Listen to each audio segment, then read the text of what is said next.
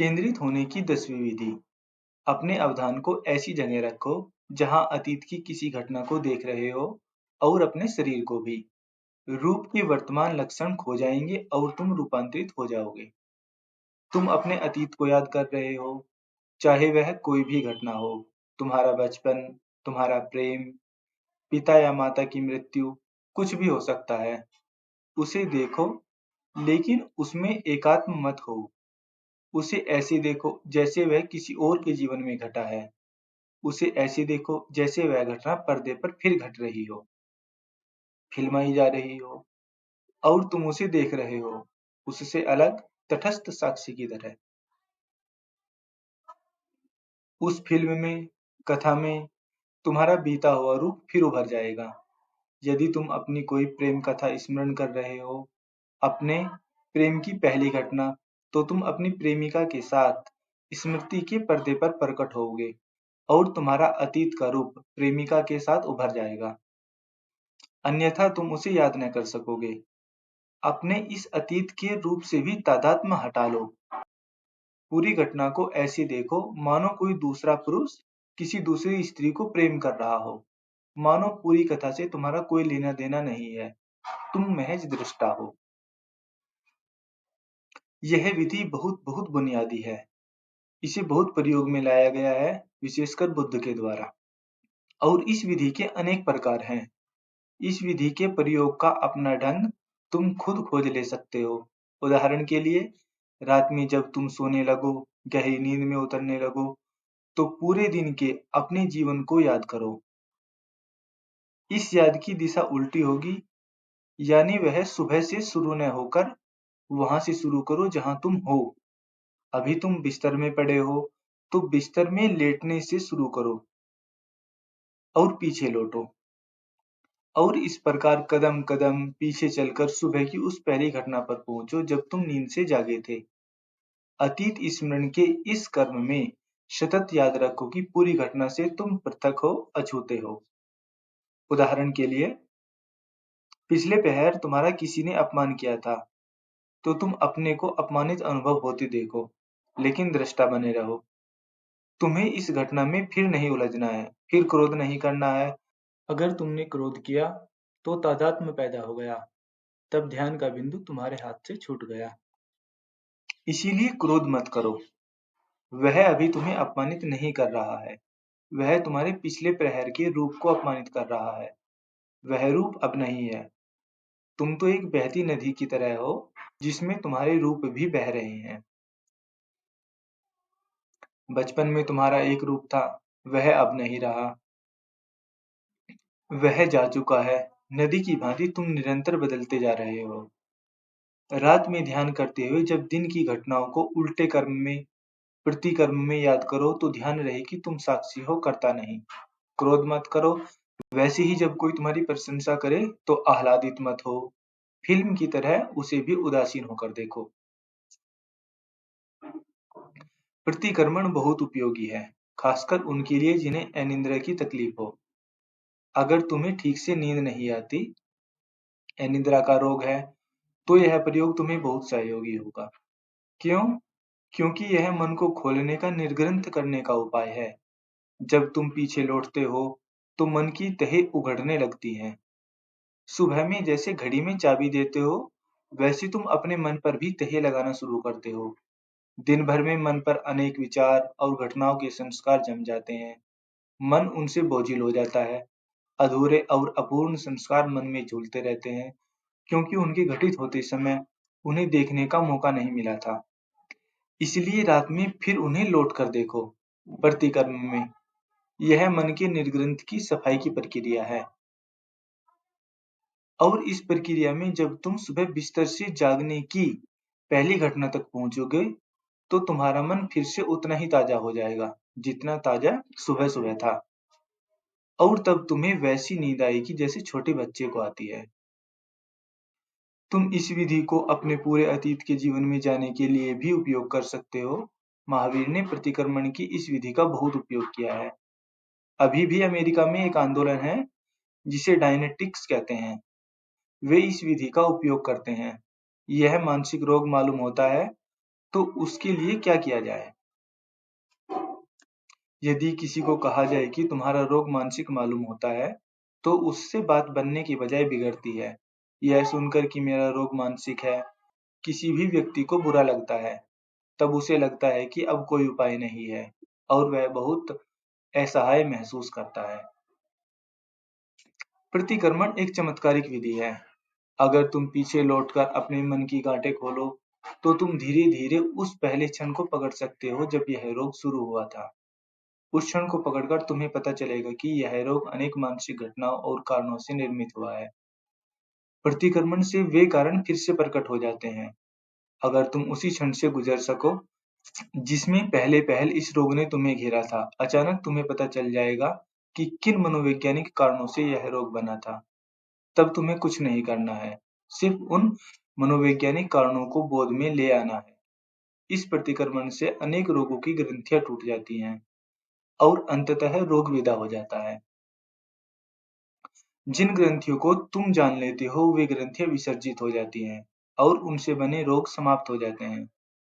यह विधि गहरे रेचन की विधि है। अगर तुम इसे रोज कर सको, तो तुम्हें एक नया स्वास्थ्य और एक नई ताजगी का अनुभव होगा। और अगर हम अपने बच्चों को रोज इसका प्रयोग करना सिखा दें, तो उन्हें अपना अतीत कभी बोझिल नहीं बना सकेगा। तब बच्चों को अपने अतीत में लौटने की जरूरत नहीं रहेगी। वे सदा यहाँ और अब यानी वर्तमान में रहेंगे। तब उन पर अतीत का थोड़ा-सा भी बोझ नहीं रहेगा। वे सदा स्वच्छ और ताजे रहेंगे। तुम इसे रोज कर सकते हो। पूरे दिन को इस तरह उल्टे क्रम में पुनः खोलकर देख लेने से तुम्हें नई अंतर्दृष्टि प्राप्त होती है। तुम्हारा मन तो चाहेगा कि यादों का सिलसिला सुबह से शुरू करे, लेकिन उससे मन निर्ग्रंथ नहीं होता। उल्टे पूरी चीज दोहराकर और मजबूत हो जाती है। इसीलिए सुबह से शुरू करना गलत होगा। भारत में ऐसे अनेक तथाकथित गुरु हैं जो सिखाते हैं कि पूरे दिन का पुनरावलोकन करो और इस प्रक्रिया को सुबह से शुरू करो। लेकिन यह गलत और नुकसानदेह है। उससे मन मजबूत होगा और अतीत का जाल बड़ा और गहरा हो जाएगा। इसलिए सुबह से शाम की तरफ कभी मत चलो। सदा पीछे की ओर गति करो और तभी तुम मन को पूरी तरह निर्ग्रंथ कर पाओगे, खाली कर पाओगे, स्वच्छ कर पाओगे। मन तो सुबह से शुरू करना चाहेगा क्योंकि वह आसान है। मन उस कर्म को भली-भांति जानता है, उसमें कोई अड़चन नहीं है। प्रतिक्रमण में भी मन उछलकर सुबह पर चला जाता है और फिर आगे चला चलेगा। वह गलत है, वैसा मत करो। सजग हो जाओ और प्रतिक्रम से चलो। इसमें मन को प्रशिक्षित करने के लिए अन्य उपाय भी काम में लाए जा सकते हैं। 100 से पीछे की तरफ गिनना शुरू करें। 99, 98, 97 प्रतिक्रम से 100 से 1 तक गिनो। इसमें भी अड़चन होगी क्योंकि मन की आदत है 1 से 100 की ओर जाने की, 100 से 1 की ओर जाने की नहीं। इसी क्रम में घटनाओं को पीछे लौटकर स्मरण करना है। क्या होगा? पीछे लौटते हुए मन को फिर से खोलकर देखते हुए तुम साक्षी हो जाओगे। अब तुम उन चीजों को देख रहे हो जो कभी तुम्हारे साथ घटित हुई हैं, लेकिन अब तुम्हारे साथ घटित नहीं हो रही हैं। अब तो तुम सिर्फ साक्षी हो और वे घटनाएं मन के पर्दे पर घटित हो रही हैं। अगर इस ध्यान को रोज जारी रखो, तो किसी दिन अचानक तुम्हें दुकान पर या दफ्तर में काम करते हुए ख्याल होगा कि क्यों नहीं अभी घटने वाली घटनाओं के प्रति भी साक्षी भाव रखा जाए। अगर समय में पीछे लौटकर जीवन की घटनाओं को देखा जा सकता है, उनका गवाह हुआ जा सकता है, दिन में किसी ने तुम्हारा अपमान किया था और तुम बिना क्रोधित हुए उस घटना को फिर से देख सकते हो, तो क्या कारण है कि उन घटनाओं को जो अभी घट रही है नहीं देखा जा सकता? कठिनाई क्या है? कोई तुम्हारा अपमान कर रहा है, तुम अपने को घटना से पृथक कर सकते हो और देख सकते हो कि कोई तुम्हारा अपमान कर रहा है। तुम यह भी देख सकते हो कि तुम अपने शरीर से, मन से और उससे भी जो अपमानित हुआ है पृथक हो। तुम सारी चीजों के गवाह हो सकते हो और अगर ऐसे गवाह हो सको, तो फिर तुम्हें क्रोध नहीं होगा। क्रोध तब असंभव हो जाएगा। क्रोध तो तब संभव होता है जब तुम तादात्म्य करते हो। अगर तादात्म्य नहीं है तो क्रोध असंभव है। क्रोध का अर्थ तादात्म्य है। यह विधि कहती है कि अतीत की किसी घटना को देखो, उसमें तुम्हारा रूप उपस्थित होगा। यह सूत्र तुम्हारी नहीं, तुम्हारे रूप की बात करता है। तुम तो कभी वहां थे ही नहीं। सदा किसी घटना में तुम्हारा रूप उलझता है, तुम उसमें नहीं होते। जब तुम मुझे अपमानित करते हो, तो सच में तुम मुझे अपमानित नहीं करते। तुम मेरा अपमान कर नहीं सकते, केवल मेरे रूप का अपमान कर सकते हो। मैं जो रूप हूँ तुम्हारे लिए, तो उसी की उपस्थिति अभी है, और तुम उसे अपमानित कर सकते हो, लेकिन मैं अपने को रूप से पृथक कर सकता हूँ। यही कारण है कि हिंदू रूप से अपने को पृथक करने की बात पर जोर देता है। तुम तुम्हारा नाम रूप नहीं हो, तुम वह चैतन्य हो जो नाम रूप को जानता है, और चैतन्य पृथक है, सर्वथा पृथक। लेकिन यह कठिन है, इसीलिए अतीत से शुरू करो। वह सरल है, क्योंकि अतीत के साथ कोई तात्कालिकता का भाव नहीं रहता। किसी ने 20 साल पहले तुम्हें अपमानित किया था, उसमें तात्कालिकता का भाव अब कैसे होगा? वह आदमी मर चुका होगा और बात समाप्त हो गई है। यह एक मुर्दा घटना है, अतीत से याद की हुई। उसके प्रति जागरूक होना आसान है, लेकिन एक बार तुम अपने प्रति जागना सीख गए, तो अभी और यहाँ होने वाली घटनाओं के प्रति भी जागा जा सकता है। लेकिन अभी और यहाँ से आरंभ करना कठिन है। समस्या इतनी तात्कालिक है, निकट है, जरूरी है कि उसमें गति करने के लिए जगह ही कहाँ है। थोड़ी दूरी बनाना और घटना से पृथक होना कठिन बात है। इसीलिए सूत्र कहता है कि अतीत से आरंभ करो, अपने ही रूप को अपने से अलग देखो, और उसके द्वारा रूपांतरित हो जाओ। इसके द्वारा रूपांतरित हो जाओगे, क्योंकि यह निर्ग्रंथन है, एक गहरी सफाई है, धुलाई है, और तब तुम जानोगे कि समय में जो तुम्हारा शरीर है, तुम्हारा मन है, अस्तित्व है, वह तुम्हारा वास्तविक यथार्थ नहीं है, वह तुम्हारा सत्य नहीं है। सार सत्य सर्वथा भिन्न है। उस सत्य से चीजें आती जाती हैं, और सत्य अछूता रह जाता है। तुम अस्पर्शित रहते हो, निर्दोष रहते हो, कुंवारे रहते हो, सब कुछ गुजर जाता है, पूरा जीवन गुजर जाता है, शुभ और अशुभ, सफलता और विफलता, प्रशंसा और निंदा, सब कुछ गुजर जाता है। रोग और स्वास्थ्य, जवानी और बुढ़ापा, जन्म और मृत्यु, सब कुछ व्यतीत हो जाता है, और तुम अछूते रहते हो। लेकिन इस अस्पर्शित सत्य को कैसे जाना जाए? इस विधि का वही उपयोग है। अपने अतीत से आरंभ करो। अतीत को देखने के लिए अवकाश उपलब्ध है, अंतराल उपलब्ध है, परिप्रेक्ष्य संभव है। या भविष्य को देखो, भविष्य का निरीक्षण करो। लेकिन भविष्य को देखना भी कठिन है। सिर्फ थोड़े से लोगों के लिए भविष्य को देखना कठिन नहीं है। कवियों और कल्पनाशील लोगों के लिए भविष्य को देखना कठिन नहीं है। वे भविष्य को ऐसे देख सकते हैं जैसे वे किसी यथार्थ को देखते हैं। लेकिन सामान्यतः अतीत को उपयोग में लाना अच्छा है। तुम अतीत में देख सकते हो। जवान लोगों के लिए भविष्य में देखना अच्छा रहता है। उनके लिए भविष्य में झांकना सरल है, क्योंकि वे भविष्योन्मुख होते हैं। बूढ़े लोगों के लिए मृत्यु के सिवाय कोई भविष्य नहीं है। वे भविष्य को नहीं देख सकते। वे भयभीत हैं। यही वजह है कि बूढ़े लोग सदा अतीत के संबंध में विचार करते हैं। वे पुनः पुनः अपने अतीत की स्मृति में घूमते रहते हैं, लेकिन वे भी वही भूल करते हैं। वे अतीत से शुरू कर वर्तमान की ओर आते हैं। यह गलत है। उन्हें प्रतिक्रमण करना चाहिए। अगर वे बार-बार अतीत में प्रतिक्रमण से लौट सकें, तो धीरे-धीरे उन्हें महसूस होगा कि उनका सारा अतीत बह गया। तब कोई आदमी अतीत से चिपके बिना, अटके बिना मर सकता है। अगर तुम अतीत को अपने से चिपकने न दो, अतीत में न अटको, अतीत को हटाकर मर सको, तब तुम सजग मरोगे। तब तुम पूरे बोध में, पूरे होश में मरोगे, और तब तुम्हारी मृत्यु तुम्हारे लिए मृत्यु नहीं रहेगी, बल्कि वह अमृत के साथ मिलन में बदल जाएगी। अपनी पूरी चेतना को अतीत के बोझ से मुक्त कर दो। उससे अतीत के मैल को निकालकर उसे शुद्ध कर दो, और तब तुम्हारा जीवन रूपांतरित हो जाएगा। प्रयोग करो। यह उपाय कठिन नहीं है। सिर्फ अध्यवसाय की सतत चेष्टा की जरूरत है। विधि में कोई अंतर्भूत कठिनाई नहीं है। यह सरल है और तुम आज से ही इसे शुरू कर सकते हो। आज ही रात अपने बिस्तर में लेटकर शुरू करो और तुम बहुत सुंदर और आनंदित अनुभव करोगे। पूरा दिन फिर से गुजर जाएगा, लेकिन जल्दबाजी मत करो। धीरे धीरे पूरे कर्म से गुजरो, ताकि कुछ भी दृष्टि से न चूके। यह एक आश्चर्यजनक अनुभव है, क्योंकि अनेक ऐसी चीजें तुम्हारी निगाह के सामने आएगी जिन्हें दिन में तुम चूक गए थे। दिन में बहुत व्यस्त रहने के कारण तुम बहुत सुंदर चीजें चूकते हो, लेकिन मन उन्हें भी अपने भीतर इकट्ठा करता जाता है। तुम्हारी बेहोशी में भी मन उनको ग्रहण करता जाता है। तुम सड़क पर जा रहे हो और कोई आदमी गा रहा था। हो सकता है कि तुमने उस गीत पर कोई ध्यान नहीं दिया हो। तुम्हें यह भी बोध न हुआ हो कि तुमने उसकी आवाज भी सुनी, लेकिन तुम्हारे मन ने उसके गीत को भी सुना और अपने भीतर स्मृति में रख लिया। अब वह गीत तुम्हें पकड़े रहेगा, वह तुम्हारी चेतना पर अनावश्यक बोझ बना रहेगा। तो पीछे लौट कर देखो, लेकिन बहुत धीरे धीरे उसमें गति करो। ऐसे समझो कि पर्दे पर बहुत धीमी गति से कोई फिल्म दिखाई जा रही है।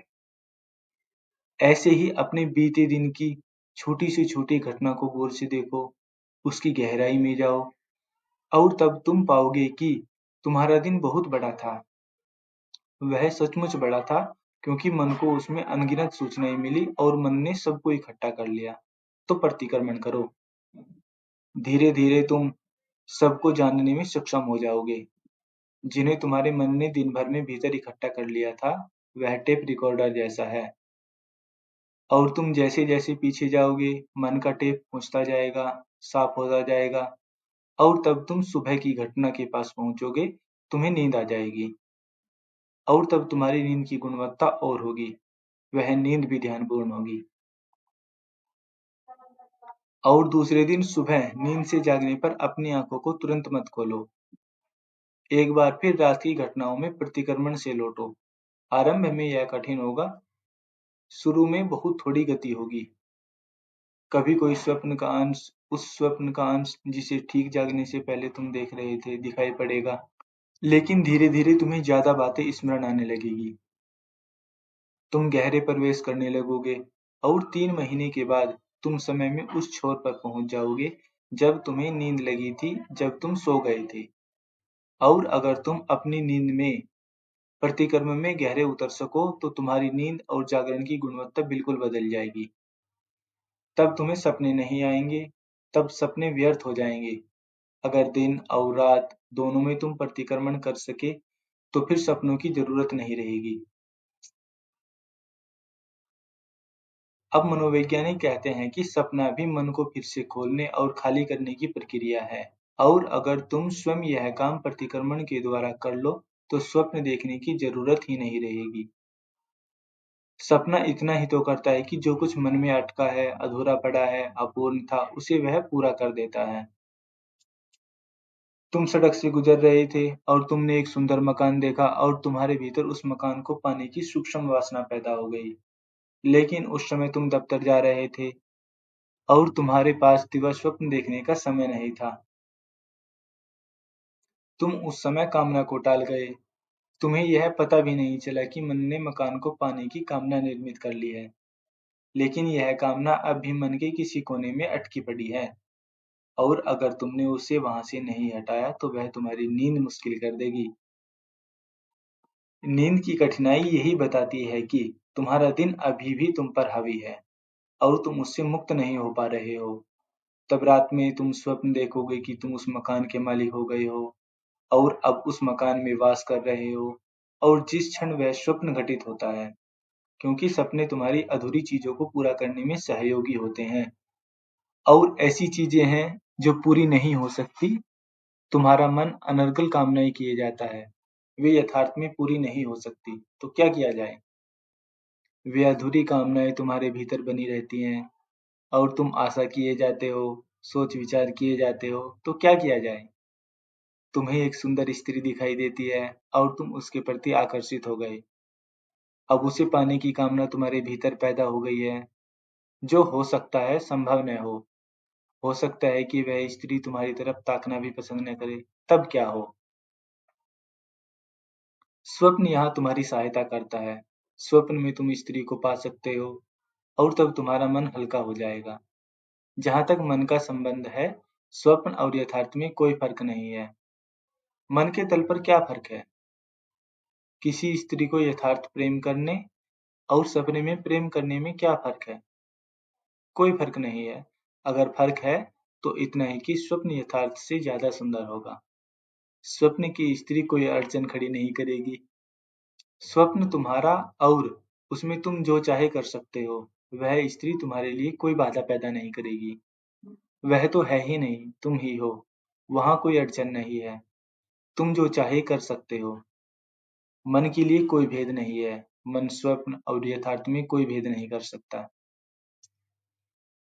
उदाहरण के लिए, तुम्हें यदि 1 साल के लिए बेहोश करके रख दिया जाए और उस बेहोशी में तुम सपने देखते रहो, तो 1 साल तक तुम्हें बिल्कुल पता नहीं चलेगा। जो भी तुम देख रहे हो वह सपना है। सब यथार्थ जैसा लगेगा और स्वप्न साल भर चलता रहेगा। मनोवैज्ञानिक कहते हैं कि अगर किसी व्यक्ति को 100 साल के लिए कोमा में रख दिया जाए, तो वह 100 साल तक सपने देखता रहेगा और उसे क्षण भर के लिए भी संदेह नहीं होगा कि मैं जो कर रहा हूँ वह स्वप्न है।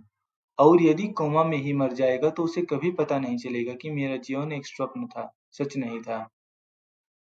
मन के लिए कोई भेद नहीं है। सत्य और स्वप्न दोनों समान है। इसीलिए मन अपने को सपनों में भी निर्ग्रंथ कर सकता है। अगर इस विधि का प्रयोग करो तो सपने देखने की जरूरत नहीं है। तब तुम्हारी नींद की गुणवत्ता पूरी तरह से बदल जाएगी, क्योंकि सपनों की अनुपस्थिति में तुम अपने अस्तित्व की अत्यंतिक गहराई में उतर सकोगे और तब नींद में भी तुम्हारा बोध कायम रहेगा। कृष्ण गीता में यही बात कह रहे हैं कि जब सभी गहरी नींद में होते हैं तो योगी जागता रहता है। इसका अर्थ यह नहीं है कि योगी नहीं सोता। योगी भी सोता है, लेकिन उसकी नींद का गुणधर्म भिन्न है। तुम्हारी नींद ऐसी है जैसे नशे की बेहोशी होती है। योगी की नींद प्रगाढ़ विश्राम है, जिसमें कोई बेहोशी नहीं रहती। उसका सारा शरीर विश्राम में होता है। एक एक कोष विश्राम में होता है। वहां जरा भी तनाव नहीं रहता। और बड़ी बात की योगी अपनी नींद के प्रति जागरूक रहता है। इस विधि का प्रयोग करो। आज रात से ही प्रयोग शुरू करो और फिर सुबह भी इसका प्रयोग करना। 1 सप्ताह में तुम्हें मालूम होगा कि तुम विधि से परिचित हो गए हो। 1 सप्ताह बाद अपने अतीत पर प्रयोग करो। बीच में एक दिन की छुट्टी रख सकते हो। किसी एकांत स्थान में चले जाओ। अच्छा हो कि उपवास करो। उपवास और मौन। एकांत समुद्र तट पर या किसी झाड़ के नीचे लेटे रहो। वहां से उस बिंदु से अपने अतीत में प्रवेश करो। अगर तुम समुद्र तट पर लेटे हो तो रेत का अनुभव करो, धूप का अनुभव करो और तब पीछे की ओर सरको और सरकते चले जाओ। अतीत में गहरे उतरते चले जाओ। देखो कि कौन सी आखिरी बात स्मरण आती है। तुम्हें आश्चर्य होगा कि सामान्यतः तुम बहुत कुछ स्मरण नहीं कर सकते हो। सामान्यतः अपनी 4 या 5 वर्ष की उम्र से आगे नहीं जा सकोगे। जिनकी याददाश्त बहुत अच्छी है, वे 3 वर्ष की सीमा तक जा सकते हैं। उसके बाद अचानक एक अवरोध मिलेगा, जिसके आगे सब कुछ अंधेरा मिलेगा। लेकिन अगर तुम इस विधि का प्रयोग करते रहो, तो धीरे धीरे वह अवरोध टूट जाएगा। तुम अपने जन्म के प्रथम दिवस को भी याद कर पाओगे और वह एक बड़ा रहस्योद्घाटन होगा। तब धूप, बालू और सागर तट पर लेटकर तुम एक दूसरे ही आदमी होगे। यदि तुम शर्म करो तो तुम गर्भ तक जा सकते हो। तुम्हारे पास माँ के पेट की स्मृतियां हैं। माँ के साथ 9 महीने होने की बातें भी तुम्हें याद हैं। तुम्हारे मन में उन 9 महीनों की कथा भी लिखी है। जब तुम्हारी माँ दुखी हुई थी, तो तुमने उसको भी मन में रख लिया था, क्योंकि माँ के दुखी होने से तुम भी दुखी हुए थे। तुम अपनी माँ के साथ इतने जुड़े थे, संयुक्त थे कि जो कुछ तुम्हारी माँ को होता था वह तुम्हें भी होता था। जब वह क्रोध करती थी, तो तुम भी क्रोध करते थे। जब वह खुशी थी, तो तुम भी खुश थे। जब कोई उसकी प्रशंसा करता था, तो तुम भी प्रशंसित होते थे। और जब वह बीमार होती थी, तो उसकी पीड़ा से तुम भी पीड़ित होते थे। यदि तुम गर्भ की स्मृति में प्रवेश कर सको, तो समझो कि मिल गई। और जब तुम और गहरे उतर सकते हो, तब उस क्षण को भी याद कर सकते हो जब तुमने माँ के गर्भ में प्रवेश किया था। इसी जाति स्मरण के कारण महावीर और बुद्ध कह सके कि पूर्व जन्म है। और पूर्वजन्म कोई सिद्धांत नहीं है, वह एक गहन अनुभव है। और अगर तुम उस क्षण की स्मृति को पकड़ सको जब तुमने माँ के गर्भ में प्रवेश किया था, तो तुम उससे आगे भी जा सकते हो। तुम अपने पूर्व जीवन की मृत्यु को भी याद कर सकते हो। और एक बार तुमने उस बिंदु को छू लिया, तो समझो कि विधि तुम्हारे हाथ लग गई। तब तुम आसानी से सभी पूर्व जन्मों में गति कर सकते हो। यह एक अनुभव है और इसके परिणाम आश्चर्यजनक है। जब तुम्हें पता चलता है कि तुम जन्मों जन्मों से उसी व्यर्थता को जी रहे हो जो अभी तुम्हारे जीवन में है।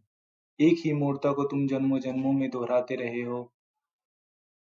भीतरी ढंग ढांचा वही है, सिर्फ ऊपर ऊपर थोड़ा फर्क है। अभी तुम इस स्त्री के प्रेम में हो, कल किसी अन्य स्त्री के प्रेम में थे। कल तुमने धन बटोरा था, आज भी धन बटोर रहे हो। फर्क इतना है कि कल के सिक्के और थे, आज के सिक्के और हैं, लेकिन सारा ढांचा वही है जो पुनरावृत्त होता रहता है। और एक बार तुम देख लो कि जन्मों जन्मों से एक ही तरह की मूर्ता एक दुष्चक्र की भांति घूमती रहती है, तो अचानक तुम जाग जाओगे और तुम्हारा पूरा अतीत स्वप्न से ज्यादा नहीं रहेगा। तब वर्तमान सहित सब कुछ स्वप्न जैसा लगेगा। तब तुम उससे सर्वथा टूट जाओगे और अब नहीं चाहोगे कि भविष्य में फिर से मूर्ता दोहरे। तब वासना समाप्त हो जाएगी, क्योंकि वासना भविष्य से अतीत का प्रक्षेपण है, उससे अधिक कुछ नहीं है। तुम्हारा अतीत का अनुभव भविष्य में दोहराना चाहता है, वही तुम्हारी कामना है, चाह है। पुराने अनुभव को फिर से भोगने की चाह की कामना है। और जब तुम इस पूरी प्रक्रिया के प्रति होशपूर्ण नहीं होते हो, तब तक वासना से मुक्त नहीं हो सकते। कैसे हो सकते हो? तुम्हारा समस्त अतीत एक अवरोध बनकर खड़ा है, चट्टान की तरह तुम्हारे सिर पर सवार है, और वही तुम्हें तुम्हारे भविष्य की ओर धका रहा है। अतीत कामना को जन्म देकर उसे भविष्य में प्रक्षेपित करता है।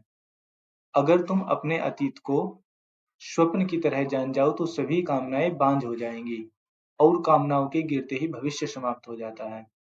और इस अतीत और भविष्य की समाप्ति के साथ तुम रूपांतरित हो जाते हो।